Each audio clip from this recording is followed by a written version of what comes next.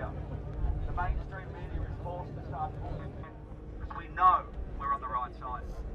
And a message to every single Palestinian in the world. The Freedom Flotilla is attempting to do what is necessary in this moment for the children of Gaza, which states and countries around the world have utterly and completely failed to do for over 21 months now, to end a famine and to stop a genocide.